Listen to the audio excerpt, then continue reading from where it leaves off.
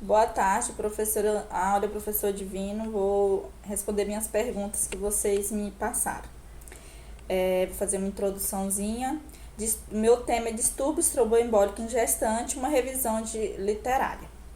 O sistema homeostático está intrinsecamente relacionado com o número de plaquetas, resistência e contratilidade de vasos, estabilidade do coágulo e do processo de coagulação do sangue adequados. O processo homeostático tem como objetivo manter o sangue em estado fluido dentro dos vasos sanguíneos. Seu desequilíbrio pode causar a formação de trombo, manifestando-se por uma trombose.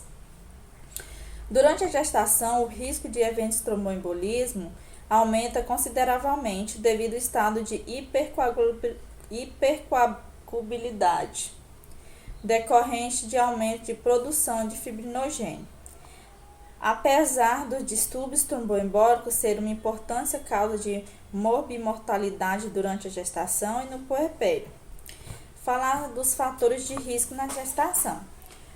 O objetivo do meu trabalho é sistematizar a evidência acerca de trombofilia gestacional. Eu vou falar agora das perguntas do professor Divino. Você diz que as manifestações clínicas aparecem de forma insidiosa e são divididas a fatores hereditários e aqueles adquiridos. Com relação aos hereditários, você fala em fatores ambientais e idiopáticos. Explique essas duas situações hereditárias. Eu escrevi de forma equivocada, ficou errada no meu TCC. Eu não quero dizer que as duas são fatores hereditários. Fatores adquiridos, que é o ambientais, quando o paciente faz uma grande cirurgia ou passa por um trauma, quem está com câncer, doenças muito graves, com hospitalização, inclusive na UTI, pessoas acamadas, a idade favorece, tabagismo, gestação, terapia com estrogênio, terapia de reposição hormonal e algumas patologias também, como diabetes, obesidade, hipertensão, viagens prolongadas, principalmente em avião. E idiopáticos sem sintomas, o médico faz todas as clínicas, pede os exames e a paciente está com trombose, mas não sabe qual é a causa. Durante a gestação, número 2. Durante a gestação, o que causa o aumento de risco de eventos tromboembólicos? Quais são as medidas profiláticas que o médico assistente deve implementar para a gestante puerpério? Durante a gestação, inúmeras transformações, incluindo alterações físicas, alterações hormonais, a interrupção da gravidez por causa dos hormônios, histórico familiar, pai e mãe que já teve trombose, se existem algumas alterações genéticas antes da gravidez, um exemplo, um fator de Leydon, fator 5 de Leydon, o risco de trombose será maior. Se tem doenças pré-existentes, como por exemplo a diabetes, obesidade. E as medidas profiláticas são usar meios de compressão, tomar anticoagulante injetáveis durante a gravidez e quando ganhar, tomar 40 dias no puerpério. Na gravidez também, recomenda-se o paciente não ter só acompanhamento por obstetra, mas também por um angiologista. A pergunta 3. Com relação às vias extrínsecas e intrínsecas comum, temos testes laboratoriais que auxiliam no clínico a identificar onde que está o problema na homeostasia do paciente. Com relação ao teste TAP, TTPA, dímero, diga quais os resultados possíveis quando dando o lugar específico das vias. O TAP é o tempo da protombina e é um teste para avaliar a via extrínseca e a via comum, ou seja, os fatores 7, 10, 5 e 2. E o fibrinogênio também. O tempo de protombina estará aumentado em caso de deficiência de fibrinogênio, de qualquer um dos fatores mencionados em cima, anteriormente. em paciente que faz o uso de anticoagulante, doenças hepáticas, deficiência de vitamina K, pois os fatores 2, 7 e 10 são dependentes da vitamina K. Quando a protrombina do valor baixo, significa que a coagulação está sendo muito rápida e a formação de coágulo pode levar a pessoa a ter um infarto ou um AVC. Em gestante, pode ter o tromboembolismo. O TTPA, tempo de protoplastina, corresponde ao tempo gasto para ocorrer a coagulação do plasma. O TTPA estará aumentado quando o paciente tiver uma deficiência nos fatores da via intrínseca, como o fator 12, 11 e o 7. E a via comum é o 10, o 5 e o 2. E o fibrinogênio. Se for muito rápida a coagulação, o paciente estará com hemofilias A e B. O alargamento desse TTPA, ele indica deficiência dos fatores de coagulação, doenças de Von e uso de heparina. O encurtamento do TPA é câncer avançado e trombofilias. O dedímero, o teste é positivo de níveis anormais de produtos da degradação de fibrina no organismo. O resultado indica ao médico qual a formação de coágulo, informando o trombo, uma trombose venosa profunda e um tromboembolismo pulmonar, mas não indica qual a localização e nem a causa. O dedímero é recomendado para o teste adjuvante. Não deve ser o único exame realizado para diagnosticar uma doença ou quadro. O paciente com resultado positivo ou negativo, o dedímero, pode necessitar de acompanhamento de outros exames. A pergunta da professora Áurea. Primeiro, cite explique fatores antitrombóticos que fisiologicamente atuam no organismo em vista a evitar a trombose. Inibidores da via do fator tecidual, a proteína C e S e antitrombina.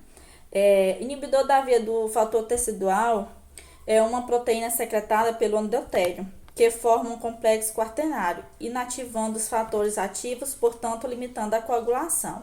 A proteína C e S, elas são dois outros anticoagulantes naturais, são dois, com capacidade de inativar os cofatores procoagulantes, fator 5 e o fator 7. A proteína C é uma glicoproteína plasmática dependente da vitamina K. Quando ativada, promove proteólise dos cofatores.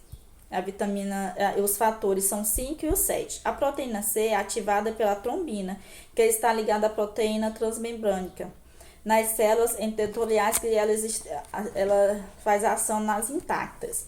A proteína S no plasma humano aproximadamente 30% da proteína S, circulando como proteína livre, consistindo na fração que funciona como cofator da proteína C ativada.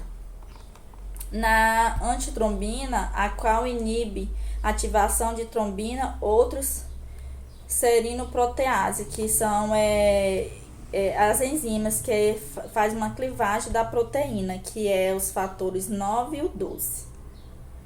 E esse processo chama-se a cascata de coagulação, formar um coágulo e evitar perda adicional de sangue. E a antitrombina ajuda a regular esse processo, inibindo a ação.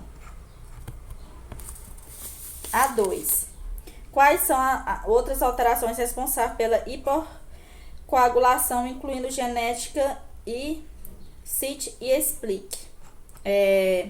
Trombofilia hereditária, trombofilia adquirida, alterações do fluxo sanguíneo e alteração das paredes vasculares.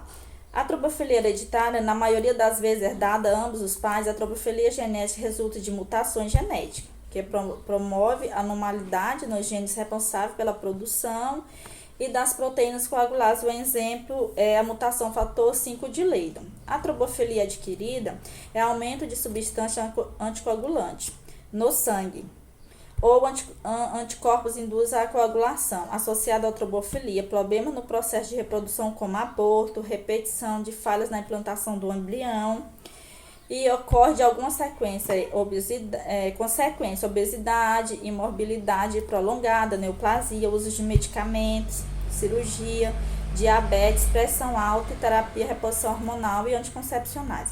Alterações do fluxo sanguíneo, diminuição da velocidade da corrente sanguínea, lesão no endotélio venoso.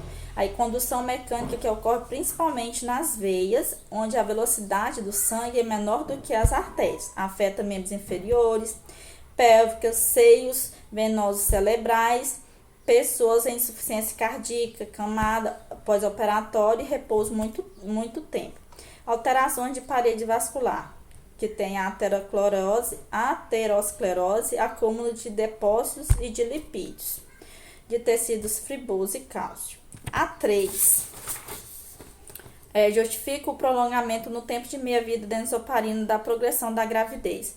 Em estudo, o maior estudo farmacocinético realizado em um pré-natal de qualquer heparina de baixo peso molecular, até o momento, demonstra que à medida que a gravidez progride, embora atividades do fator 10 dá 3 horas diminuída. Essa diminuição na atividade do fator 10 de 3 horas e no aumento da atividade da cavidade pode ser explicada por um aumento de volume aparente de distribuição e deve ser esperada dada a fisiologia alterada, conhecida também durante a gravidez.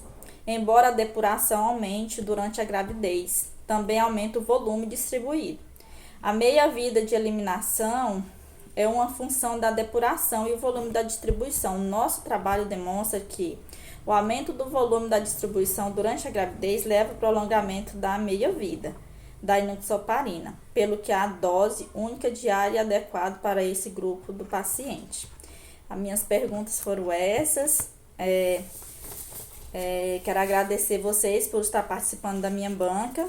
E estamos passando por uns momentos difíceis, mas eu creio que no próximo semestre vai estar tudo resolvido. Obrigada.